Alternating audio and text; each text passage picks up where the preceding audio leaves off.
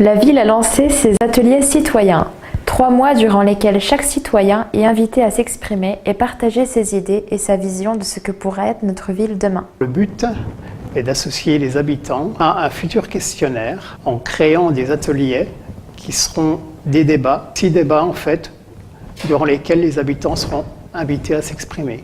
L'objectif final de ces ateliers est de laisser une trace pour les futures générations à travers un livre blanc qui sera à disposition des futurs élus. 6 grands débats sur 6 thématiques différentes ont lieu jusqu'à mi-décembre pour inviter les habitants à partager leurs questions et suggestions. Des débats menés par un animateur et animés par des intervenants sélectionnés pour leurs compétences dans les thématiques retenues. Nous avons invité des experts qui sont des experts de la société civile, des experts qui échangent entre eux par le biais d'un journaliste qui est Ludovic Bisilia de Bauge Télévision et qui échangent ensuite avec la salle. Les gens qui n'ont pas forcément une facilité pour s'exprimer, on a prévu justement ces boîtes à idées pour qu'ils puissent s'exprimer à travers une idée qu'ils posent sur le papier, parce qu'au début de ces débats citoyens, on offre un agenda, un crayon, et donc les gens qui ne souhaitent pas s'exprimer durant ces débats peuvent poser sur le papier leurs idées, leurs suggestions et remettre à la fin des débats. On donne vraiment une opportunité aux gens de s'exprimer. Pour que cette démarche ait un aboutissement concret, les idées et suggestions recueillies lors des 6 soirées débats thématiques serviront à concevoir un questionnaire qui sera envoyé à tous les habitants.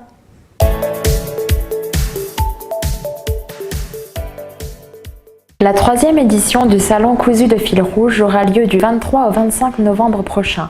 Salon régional consacré à la mode et au textile, il réunit 50 créateurs venus de toute la France dans le cadre prestigieux de la Rotonde.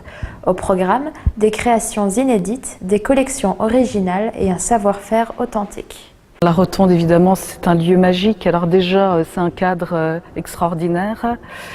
Ensuite, il y a une légitimité, voilà, pour la Rotonde, Taon, Cap-Avenir, les Vosges, de porter un événement sur le textile, puisqu'en fait, ici, ce fut un haut lieu du textile et le bâtiment de la Rotonde a été construit par le patron de la blanchisserie-teinturerie taonnaise, Monsieur Lederlin. Et voilà, c'est rendre hommage au textile, je pense, que de créer cet événement. L'objectif pour nous, Chambre de métier de l'artisanat des Vosges, c'est d'une part de valoriser tous ces savoir-faire qui sont méconnus, c'est aussi de permettre à ces artisans de rencontrer une clientèle. Salon de thé sur place, atelier cocooning, exposition.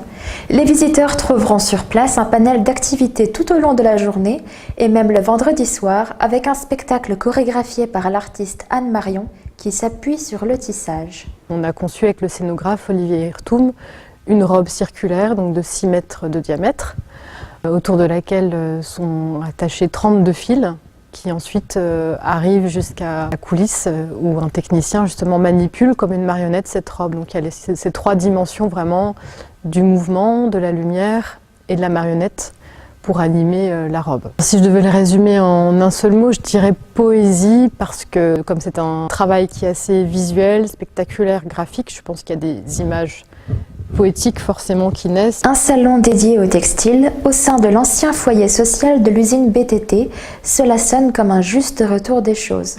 Rendez-vous du 23 au 25 novembre prochain.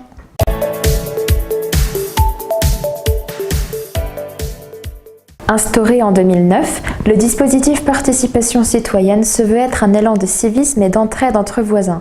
Mis en place dans 2 quartiers de la ville, il encourage les habitants à adopter une attitude solidaire et vigilante, ainsi qu'à informer les forces de l'ordre de tout fait particulier. Alors, ce dispositif Participation citoyenne est expérimenté dans 29 départements en France. Il repose sur un partenariat entre les services de l'État, préfecture, police, gendarmerie, les communes et les habitants. Dans les communes ou les quartiers où ce dispositif a été mis en œuvre, une baisse encourageante des vols a été observée. Bien sûr, ce dispositif devrait être mis en place dans chaque ville, car il permet de rassurer et de protéger la population, d'accroître bien sûr l'efficacité de la prévention de proximité, lutter plus efficacement contre la délinquance et améliorer aussi les liens sociaux et ainsi développer l'esprit civique.